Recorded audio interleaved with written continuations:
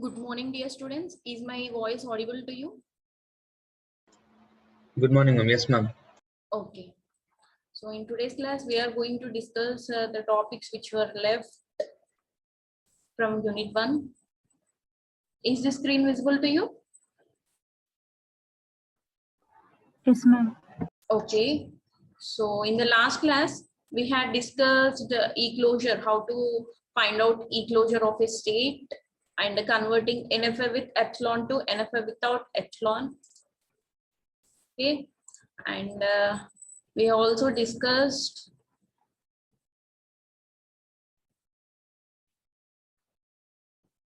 yes, this now we have to discuss conversion of NFA to DFA. This topic was left from Unit 1.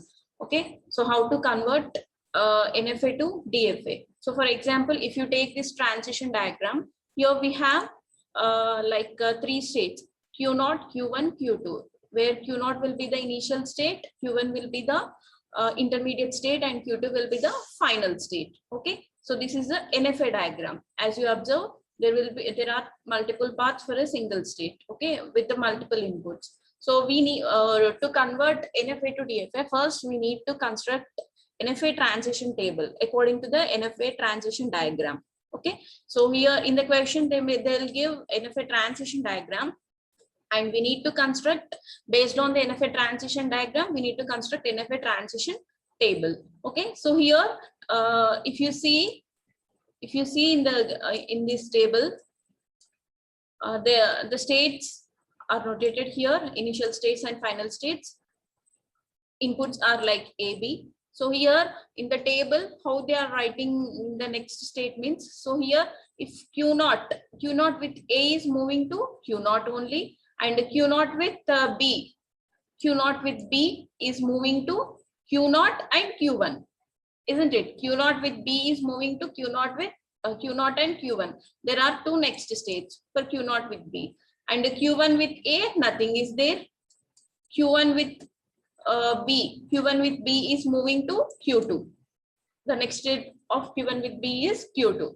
Okay, like that we need to fill this transition table. So if you observe this table, there is a new state which is called as Q0 and Q1.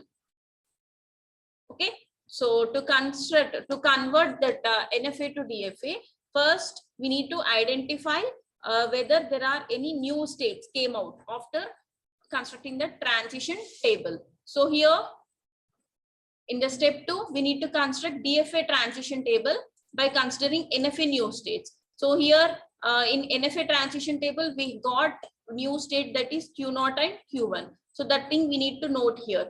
So initially the first state is Q0. The Q0 we need to write as it is. And here if you observe the new state, all the states are denoted with square braces in DFA transition table. Okay, so here Q0 and Q1 is the new state. So that state you have to write next after initial state. Okay, so here Q0 with A, what is there with Q0 with A? Q0 only. Okay, that thing you need to write. And Q1 with A, nothing is there. Q1, there is no input with Q1 with A. So no need to write there. Only Q0 will be there here. And next, Q0 with B. So what is there with Q0 with B? Q0 and Q1. So that thing you have to write here. Q0 and Q1. Next, Q1 with B. What is there with Q1 with B? That is Q2. So that thing you need to write here. So if you observe here, what is the next new state? That is Q0, Q1 and Q2. So when we are constructing a transition table, if we get any new states, so that new state we have to consider as a next state. Okay, so here we got the new state like Q0, Q1, Q2. So that thing we need to write here. So again we have to find out the next states of Q0, Q1, Q2 with the input values like A and B. So what is there with the Q0 A? Q0 with A is Q0 only. So that thing you need to write. And Q1 with A, nothing is there. Q2 with A, nothing is there. So we cannot we can write, we cannot write anything there. And next Q0 with B, Q0 and Q1. And next Q1 with B, Q2, and Q2 with B, nothing is there. So there is no new state here. Okay, so Q0, Q1, Q2 already we got here. So there is no new state. So up to here we can stop. So you will get one doubt here, how to find out the final state. Okay, so how you, madam, you can ask like, madam, how can we find out the final state here? So if you observe, if you observe here, Q0 is the final state. According to the basic NFA transition diagram, Q0 is the final state. So after constructing DFA transition table, so wherever Q2 is there, okay, wherever Q2 is there, so that thing we need to consider as a final state. Okay, got the clarity, ma? So if Q2 is present in new state, then it is the final state, as Q2 is final state in NFA. Okay, so like that you need to consider final states in DFA. Next, according to the transition table of DFA, you need to construct the transition diagram like this. Okay, so finally the given transition diagram is converted into DFA. Okay, so if you observe here, there is only single input. Okay, there is only single path for a single input. So but whereas here in the NFA there is a multiple what you call multiple inputs for a single path, single input, multiple inputs for a single path. But here in DFA diagram there is only single input for single path. Okay, so that's the main difference between NFA and DFA, and that's the process of converting NFA and DFA. Got the clarity, ma, all of you?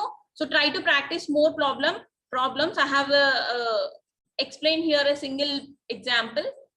You can convert by taking some more problems. So I have explained the conversion of NFA with epsilon to DFA in the last class.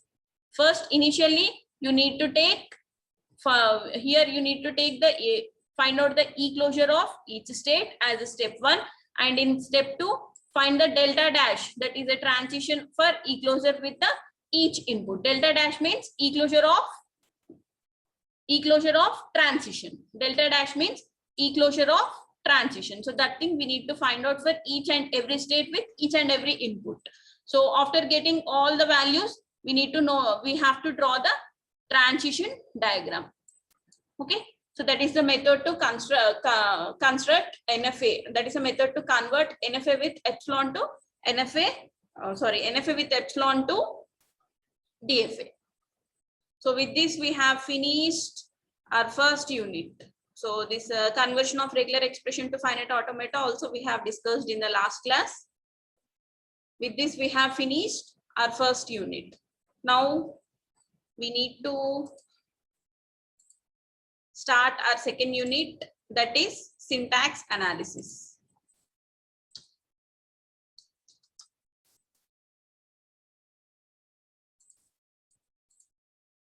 Okay, so our second unit is like syntax analysis. So what is syntax analysis?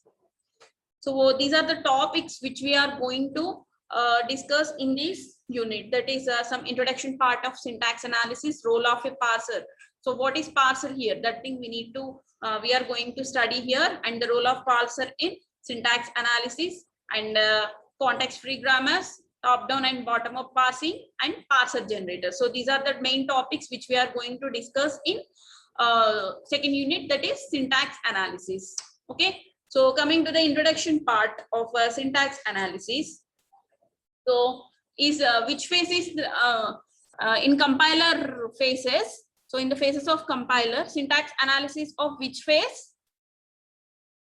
Can anyone tell what was the first phase of compiler phases? In the phases of compiler, what was the first phase? Can I get response from anyone? Lexical analysis. Yes, lexical analysis. So what job is going done by the lexical analysis? What was the task going to be done by the lexical analysis? It will scan and Can you Writing speak the- somewhat loudly? I can't get your audio, please.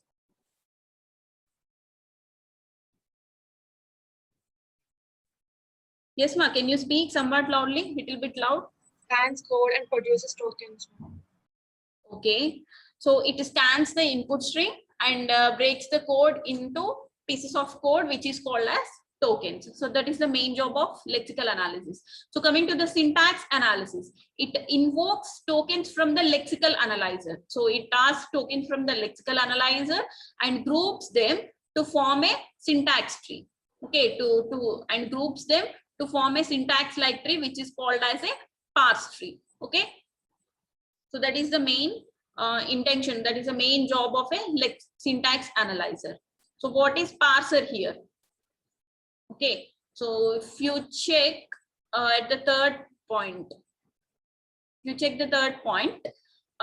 it takes tokens from the lexical analyzer and groups them in such a way that some program structure can be generated. What is the program structure? That is the syntax of a program will be generated. So syntax analyzer will get the tokens from lexical analyzer. Okay, it gets tokens from lexical, it invokes tokens from lexical analyzer and groups the tokens in such a way that one syntax will be generated. So the program structure or syntax will be generated. So that was the main job of a syntax analyzer.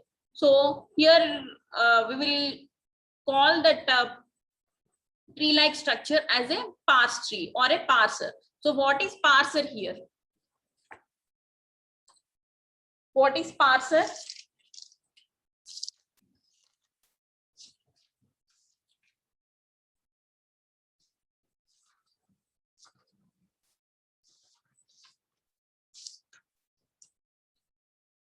So it is a process which takes input string. Okay, a parser is a program. A parser is a program, or it is a process of taking input string. Okay, and produces one parse tree or it produces parse tree. Either it generates a parse tree or generates the syntax errors. Okay, so the role of the main job of a parser is to takes the input string and produces the parse tree, or if we have any errors, so that errors will be produced by the parser, that is called as a syntax errors. Okay, so here if you see the picture, this is the parse tree. Okay, this is the structure of a parse tree. So here all the root nodes will be assigned as an operators, either assignment operators or expressions, anything. Root nodes will be assigned as an operators, and all the child nodes will be denoted with the identifiers. Okay, so if you take one example here, a plus b whole star into c, so star and plus are operators, so they will be considered as a root nodes, and a, b, c are identifiers, they will be considered as a child nodes. Okay, so that is one of the example of a parser.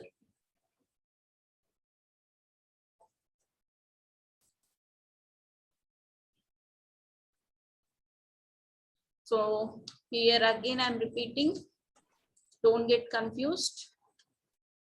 Okay, the role of the main job of a parser is to take the input string and it produces the parse tree. Okay, either it produces the parse tree, or after getting the tokens, if it is possible, if there is no errors, it produces the parse tree. So if there are any errors, then they will be treated as a syntax errors, so that errors will be produced by the parser. Okay, so all the operators, if in the given expression, if we have given any statement, so in that statement all the operators will be considered as a root nodes in the parse tree, and all the child nodes will be considered as a identifiers. Identifiers are denoted at child nodes. Okay, so if you see the given example, a plus b whole star into c, so star and c are denoted at root nodes, and a, b, c are at child nodes. Okay, So next is the role of a parser in syntax analysis. Okay, coming to the role of a parser in syntax analysis. So in the compilation process, so in the process of compilation, the parser and lexical analyzer. Okay, in the process of compilation, the parser and lexical analyzer work together. Okay, so if the parser requires any tokens, then then those tokens will be invoked by the parser from lexical analyzer. Okay, so all the tokens will be invoked by the parser from lexical analyzer.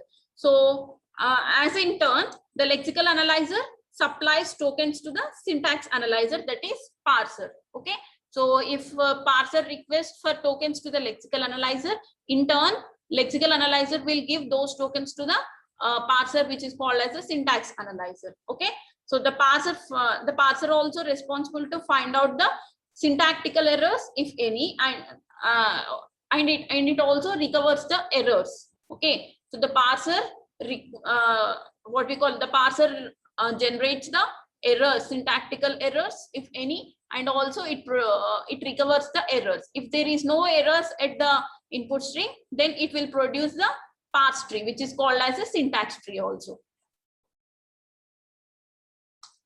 So if you see the given picture, the source code, the source program will be is given to the lexical analyzer. Okay, so if you see the source program, if you see the what you call picture, the source program will be given to the lexical analyzer. So after scanning, what was the main job of a lexical analyzer? It scans the whole program. Okay, it scans the whole program and breaks the given source program into piece of codes, which is called as a tokens. So like that, tokens will be generated by the lexical analyzer by using lex tool. Okay, so by using lex tool. So why we have to use lex tool? Why can't we do it independently with the lexical analyzer? Means by using the lex tool, the process will be done very fast. Okay, so that's why we use lex tool. So after generating the tokens, so if parser invokes tokens from the lexical analyzer, so in turn the tokens will be given to the parser. Okay, so that is the main job of a parser and lexical analyzer. So if after at parser, coming to the parser, it will generate the what you call errors. The parser will generate the errors, if any, which is called as a syntactical errors, and recovers them. Okay, so if there is no errors, it will produce the parse tree. Okay, it will produce the parse tree to the next phase of the compiler. Okay, so all this are connected to the symbol table. So what was the main job of symbol table? What is symbol table? I explained in the previous class, right? What is the main job of symbol table? Why we have to use symbol table actually in the phases of compiler? Manages all the symbols, ma'am. Yes, exactly. It manages all the symbols generated during the phases of compilers. Okay, so it manages all the symbols, and it also gives some index unique identification numbers for each and every symbol, unique IDs for each and every symbols.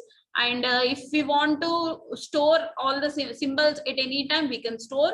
And if you want to retrieve, the symbols, we can retrieve by using unique IDs. Okay, so that's the main job of symbol table.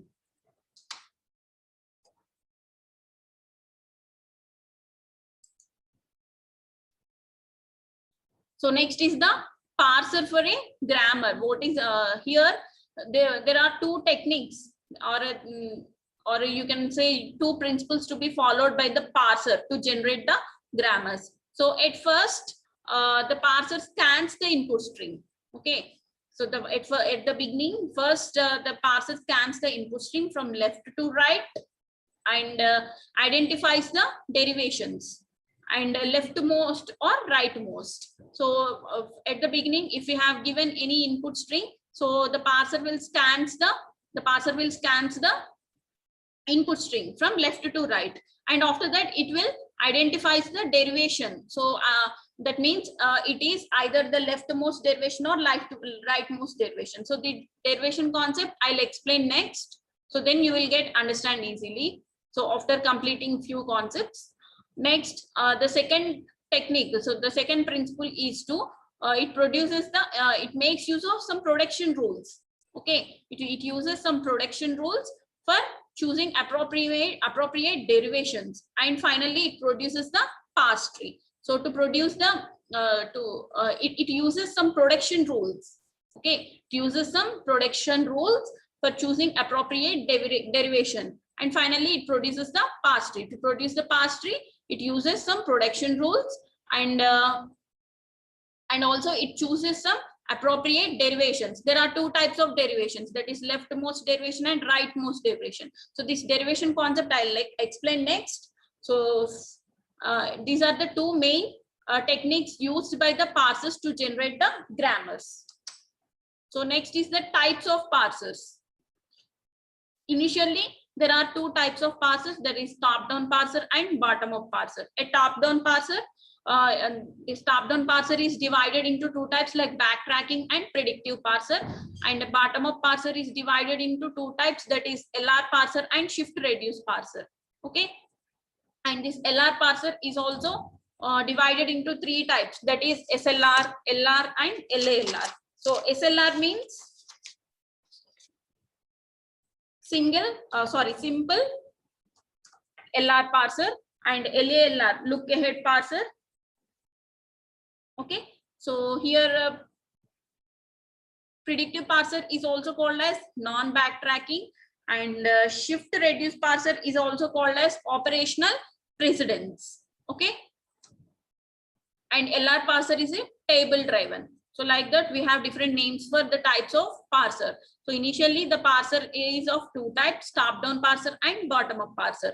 Top-down parser is of two types, that is backtracking and predictive parser. Predictive parser is also called as non-backtracking. And coming to the bottom-up parser, this bottom-up parser was divided into two types, that is LR parser and shift reduce parser. LR parser is also called as table driven, and this LR parser is divided into three types, SLR, LR and LALR. SLR is called as simple LR parser, and LALR is the look ahead LR parser. And this shift reduce parser is also called as operational precedence. Okay, these are the different types of parsers in syntax analysis. So, and coming to the top-down parser. So we have two types of parser, as we know, that is top-down parser and bottom-up parser. Okay.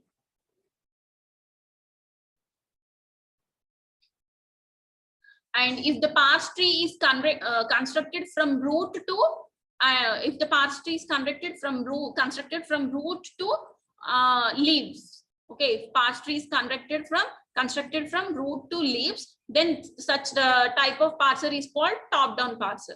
Again, I am repeating, if parse tree is constructed from root to leaves, then such type of parser is called as a top-down parser.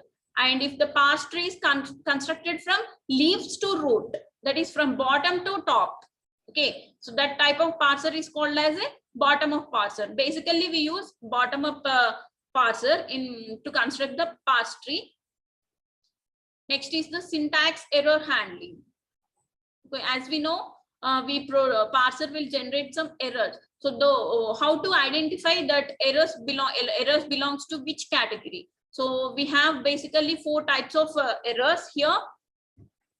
Okay, so basically we have four types of errors in syntax analysis, that is lexical errors, syntactic errors, semantic errors, and fourth one is logical errors. Here is the typing mistake. Fourth one is the logical errors.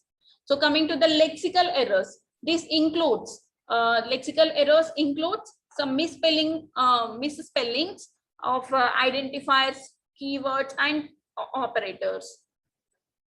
Okay, so this lexical error includes some misspelling of the statement, misspelling of the identifiers, operators, and keywords.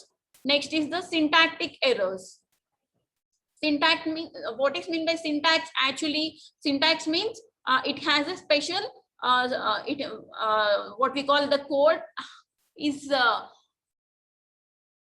constructed by following set of rules. So if we don't follow set of rules, then we will then some syntax errors will be raised. Suppose for each in C language, for each and every statement will be ended with the semicolon. If the semicolon is missed, or if we keep any extra semicolon, so that kind of what you call errors is called as a syntax errors, syntactic errors. So if we have missed colons, if we have missed braces, so that kind of errors is called as a syntax errors. So that will be like misplaced extra semicolon or missing traces, like that. And next is the semantic errors. So any mismatches, any type mismatches between the operators, so then we will call it as a semantic errors. Next is the logical errors. It is not lexical errors, no, it is a logical errors. So logical errors means like it can be anything. Okay, logical errors be like it can be anything from incorrect reasoning on the part of the program. So if you have missed any logic, if you have given incorrect logic, then it will be said to be logical errors. Okay, so commonly there will be 4 types of errors, that is lexical errors, syntactic errors, semantic errors, and logical errors. Lexical errors is misspelling of identifiers, keywords, and operators. Next is the syntactic errors. Syntactic errors are like misplaced, or if we have a misplaced, or if we have a given incorrect code, if you have written incorrect code by or if you have not used the rules of syntaxes. So for example, if we take a printf statement, so that printf statement should be whatever the statement we have written, that should be within the semicolon, and the statement should be ended up with the semicolon. So that is the main rule to write the printf statement. So if you have missed any semicolon, or if you have given any extra semicolon, so that kind of errors we will call it as a syntactic errors. Okay, so if the code or if the code is generated without following any syntax rules, so that kind of errors is called as a syntactic errors. Next is the semantic errors. So here, coming to the semantic errors, these type of errors includes like mismatches between the operators and operands. So operators are like some operators like addition, subtraction, multiplication, and operands. So operands are like identifiers, like A, B, C, D. So all those are operands. So any mismatches between the operators and operands, then we will said to be semantic errors. Next is the logical errors. So these logical errors can be anything from incorrect reasoning, like in the part of the program. So any incorrect logic we have given, so at that time logical errors will be raised.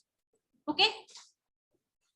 So these are the basic errors that can be raised at common. These are the common errors that can be raised at a programming. So before going to the next concept, let me take attendance first. Please respond to your attendance, ma. 5F5. 5F5. F7. Present, ma'am. F9. Present, ma'am. Z0. Present, ma'am. Z1. Present, ma'am. Z2. Present, ma'am. Z3. G3. G5. Ma'am, G5 is having permission, ma'am. Okay. H0. H0.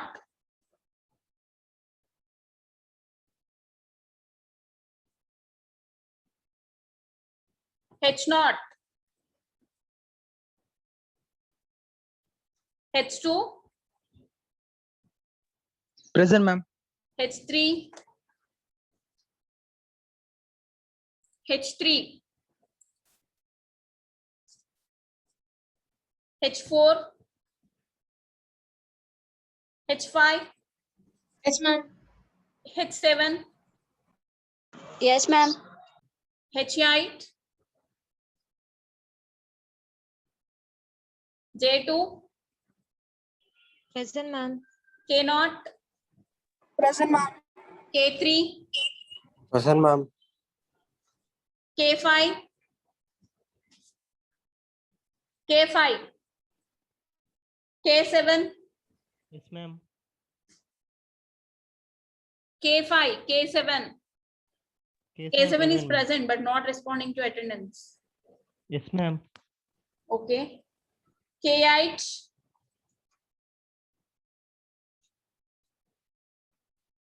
L2. Present, ma'am. L3. Present, ma'am. L5. L5. L7. Present, ma'am. M0. Who is this M0? Archana Reddy. She is very irregular to the classes, ma. Once you inform to her to be regular to the classes. M3. Present, ma'am. M4. Present, ma'am. M6.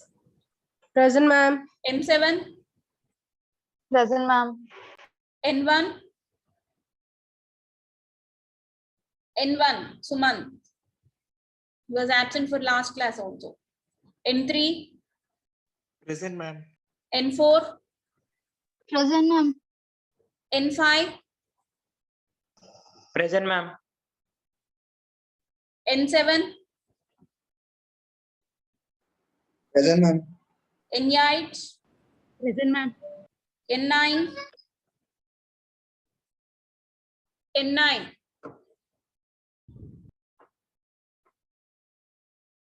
Even N9 also very regular to the classes. P1. Present, ma'am. P2. Present, ma'am. P3. Present, ma'am. P5. Present, ma'am. P7. Present, ma'am. P9. And P9 is having permission. Okay. Q1. Present, ma'am. 501. 501. 502.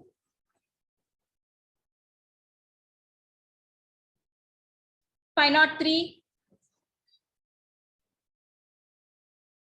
507.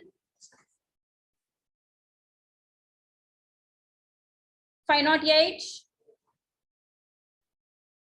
511. Present, ma'am. 13. 513.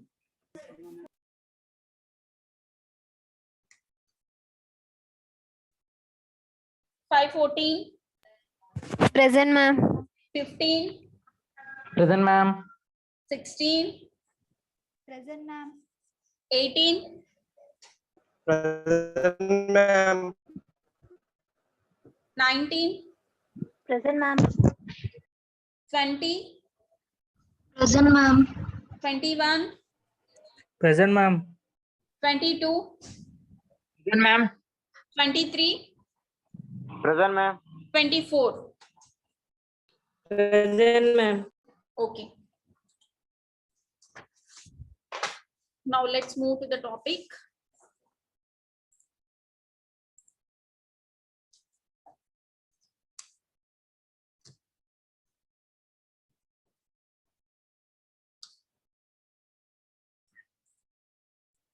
So next is the error recovering strategies. So we have like 4 error recovering strategies. So one is like a panic mode recovery, phase level recovery, error predictions, and global correction. So let us discuss each and every recovery one by one.